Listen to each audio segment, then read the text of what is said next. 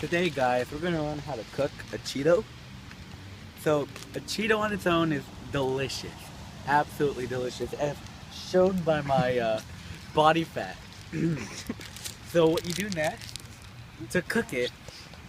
First, you fuck a fat, obese Mexican, and then you steal his Cheetos, because every Mexican has Cheetos.